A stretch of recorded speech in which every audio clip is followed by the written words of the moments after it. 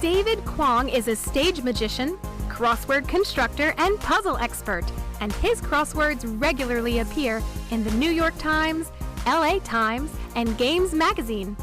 Kwong has consulted on several Hollywood films, including Now You See Me, Ant-Man, The Imitation Game, and Mission Impossible: Rogue Nation. Ladies and gentlemen, please welcome David Kwong. Good morning. Good morning. Yes, I am a magician. I am also a New York Times crossword puzzle constructor. I've basically taken the world's nerdiest hobbies and put them all into one career. My parents are very proud of me, of course. I did design the magic for the bank heist film, Now You See Me. I also regularly consult on NBC's show Blind Spot on all the puzzles and secret codes that go on in that film. And I'm here to talk to you this morning about how a magician thinks. And I just have to say, just listening to that expert panel before I came up, I was really blown away, and it just resonated with me, the similarities that we have in our jobs. And it's really because it's all about anticipating and knowing your audience. And that's what I'm going to talk about in just a moment, and how a magician thinks. And it starts with a story, a Hollywood story, involving a friend of mine named Edgar Wright. He's a movie director, brilliant guy. You've probably seen his films, Shaun of the Dead, Hot Fuzz, Scott Pilgrim vs. the World. He wrote the script, or co-wrote the script for the Tintin movie, incredible guy. And he invited me over to his house to teach him how a magician thinks. He was working on a con man movie. So I grabbed my friend Blake, and we went over to his house.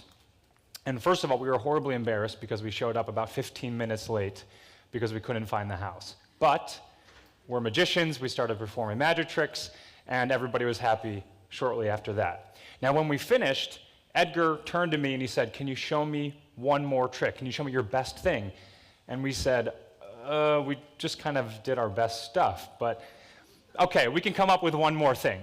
Do you have a driveway? Do you have an outdoor space we can go to? And Edgar said, "Well, I have a really nice backyard. Let's go to the backyard."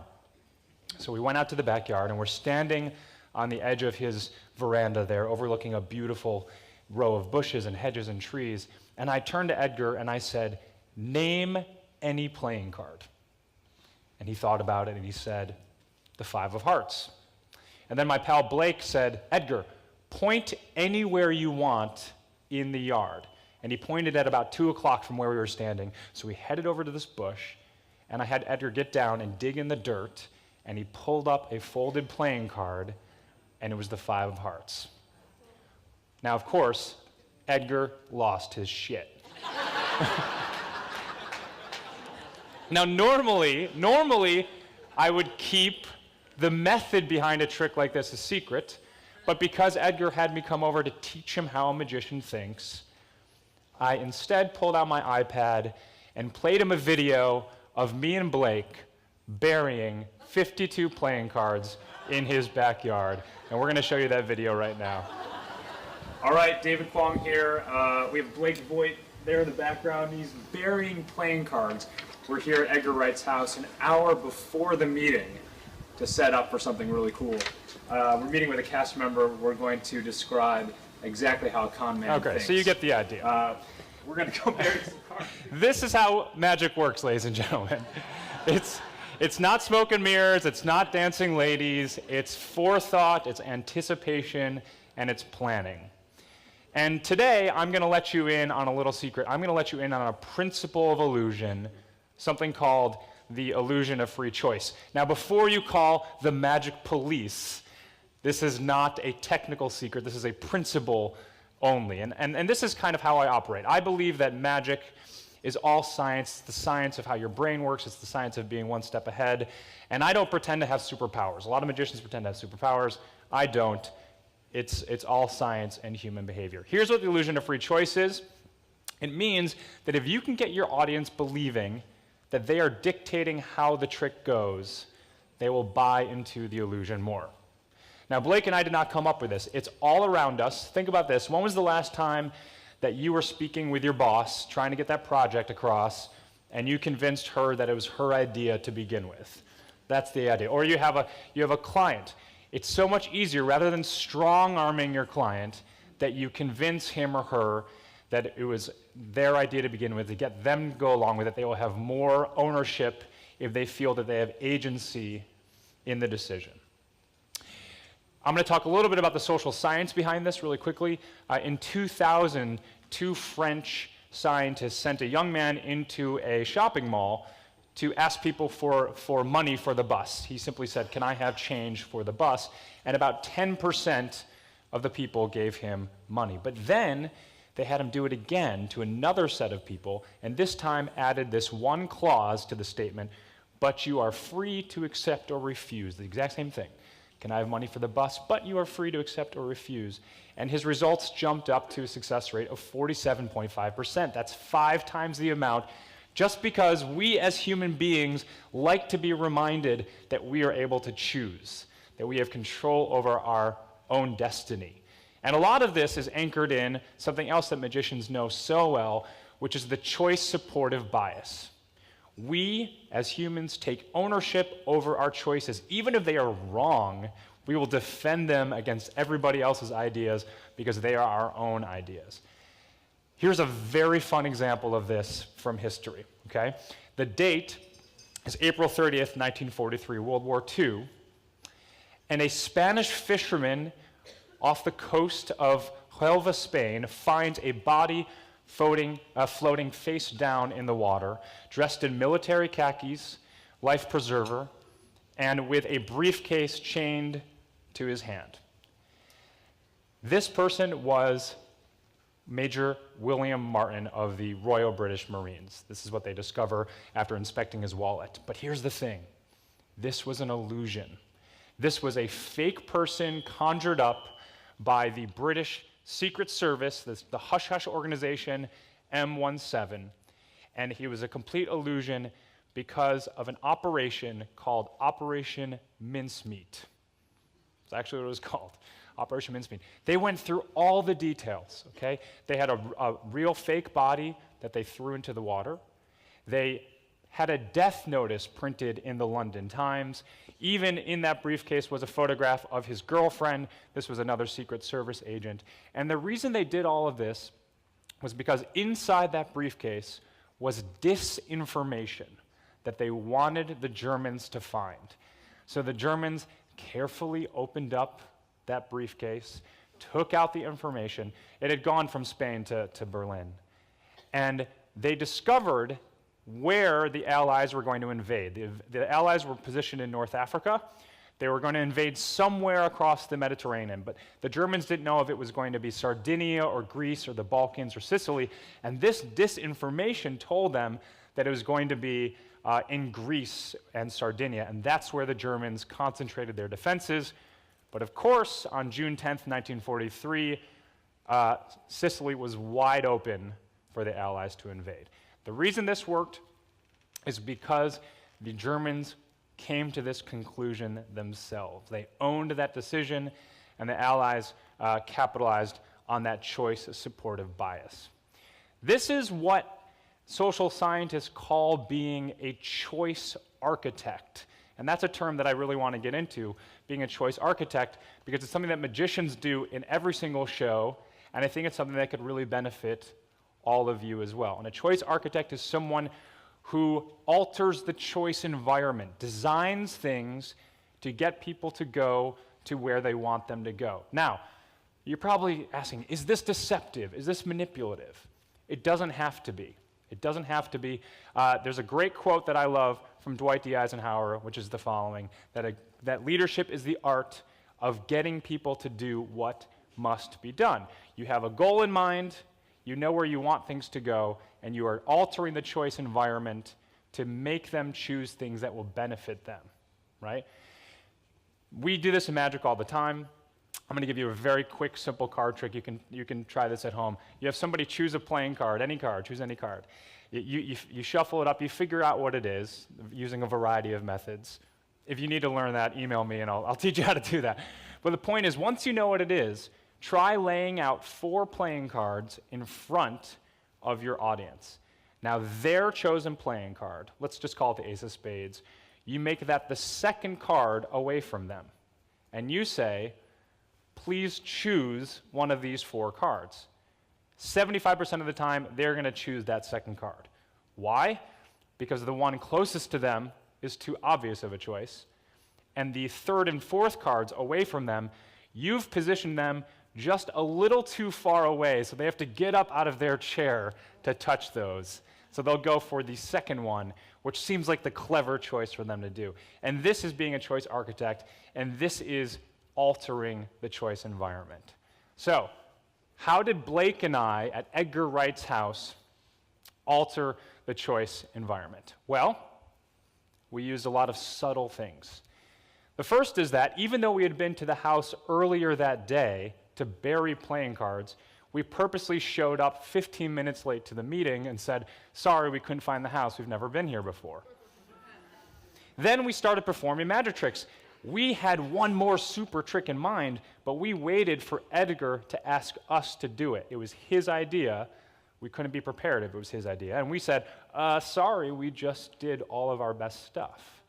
And then we suggested the driveway as the final place to perform the trick, not the backyard. We let Edgar himself upgrade us to the backyard.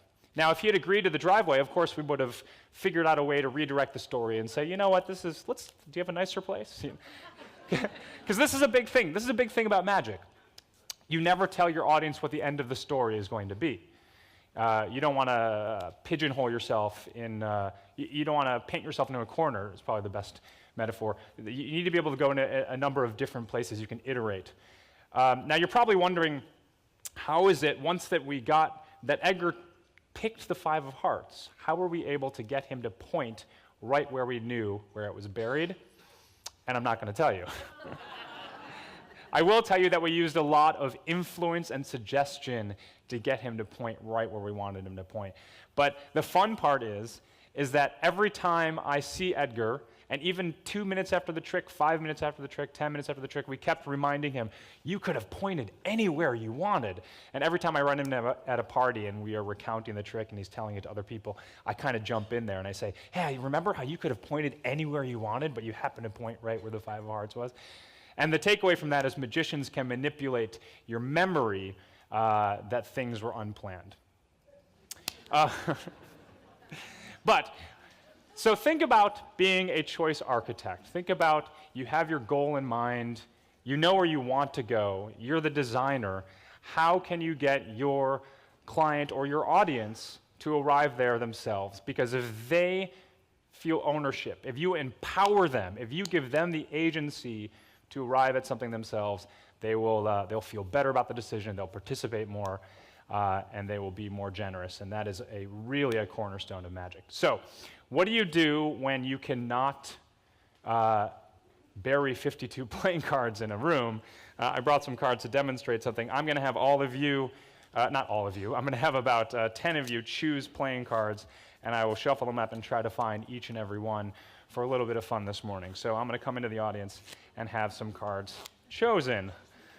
And at this point, everyone is looking away from me. Yes. Can you just say stop?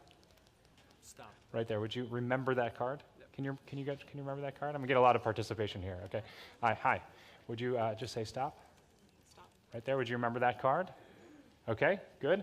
I'm gonna come this way.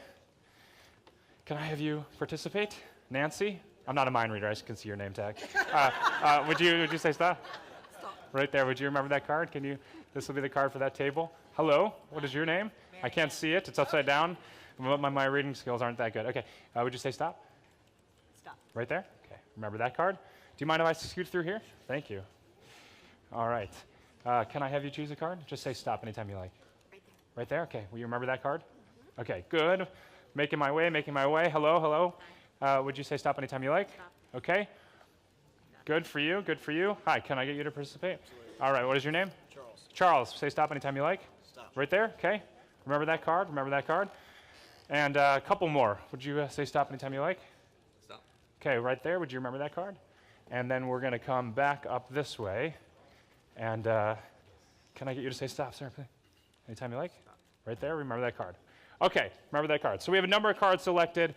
This is a lot more difficult than pick a card, any card. It's pick 7 or 8 cards and find 7 or 8 cards.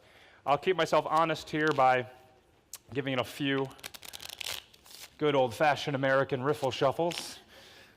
And I'll see if I can find them each one at a time here. I'm going to see if I can go in order. So I just ended over here. What card, if you tell me what card you chose, I will try to find it in the deck. 6 of diamonds, 6 of diamonds. Okay, so using a few simple swivel cuts. You see this on the screen? Yeah, good. I should be able to find one card out of the middle, and that is, let's see, right there is the 6 of diamonds. So that's the first card. Thank you very much. And it's okay, it'll get better. Don't worry. Who else chose one? I've kind of lost track. What did you have back there, sir? Ace of Spades. And then you also raised your hand. What did you have? King of Hearts. Ace of Spades and King of Hearts. Okay, I'll try to find 2 cards together, 2 cards at once. This is using a move from the 1870s out of Austria. There was a Viennese magician named Johann Nepomuk Hofzinser. That was his real name. He is the father of modern card magic, Johann Nepomuk Hofzinser. He would find 2 cards at once. Tell me what they are again, one more time. King of Hearts and Ace of Spades, right, the death card, by the way. That's okay. I won't hold you to it. Okay, here we go. 2 cards at once, just like this, should be the Ace of Spades and the King of Hearts. Thank you very much. All right. Thank you. Very kind of you. Who else chose one? What did you have? 5 of diamonds. The 5 of diamonds. Okay, I'll take the King of Hearts and the Ace of Spades, the 2 cards that these gentlemen chose, and together they're going to find the 5 of diamonds, right? These 2 cards here will go fishing into the pack to get one card in between them, which just so happens to be the 5 of diamonds. Who else chose one? Who else chose one? Yes, what did you have? Ace of clubs. Ace of clubs. Ace of clubs. That one is a little harder to find. And I should be able to get the Ace of clubs like, nope, that's not even close. All right. You have the Ace of clubs. Sorry. Okay, watch this. I'll just change it to the Ace of clubs. Oh, now he's getting good, right? Now he's getting good. Okay. Where else? I migrated this way. Yes, what did you have? 10 the 10 of clubs. Okay, to find the 10 of clubs, I will use my sleeve. You know magicians use their sleeves. But I don't use the inside of my sleeve. I like to use the outside of my sleeve. The inside, far too pedestrian. The outside, that's where it's at. Okay, I'm going to use the 5 of clubs. You said the 10, right? I'm going to use the 5 of clubs to find the 10 of clubs on my sleeve. Watch carefully. The 5 simply changes to the 10, just like that. All right? Thank you, all right. Who else chose one? What did you have? You're the 3 spades, and do we have any more? And you're the last one there, I think? Oh, no, you have one as well. 3 spades, okay, let me try to do these in order if I can. I should be able to get 3 of spades, right? Right? Sorry. Should be able to get one card up like that. That's a 3 of spades, that's good news. And then what else? The Jack of clubs. Okay, this is a move from the turn of the last century by Dr. Eliot. It's called the back palm of a card, the back palm. I'm revealing too much, perhaps. But if I take a card like the 7 of diamonds, can you see that? I'll show you how a magician can back palm a card. Watch carefully. The 7 of diamonds vanishes like this, and then reappears as the Jack of clubs. And last but not least, what did you have? The 4 diamonds. For the final card, I'm going to try something a little more acrobatic. Not me, with the cards. Here we go. To find the 4 of diamonds, I will attempt a one-handed swivel cut. I'm going to get one card to fly out of the deck, rotate through the air about 10.5 times, and I'm going to catch it here in my right hand, the 4 of diamonds. And I catch it about 50% of the time. So if I do, thunderous applause. Here we go. This is difficult. The one-handed swivel cut. Here we go. That's the top that pivots to the bottom. One card out of the middle, and Oh, I got it. That is the 4 of diamonds. All right. Thank you very much. Ooh. Thank you for having me. My name is David Kwong. I appreciate it. Have a lovely rest of the conference, and I hope I've taught you how to think like a magician. Thank you.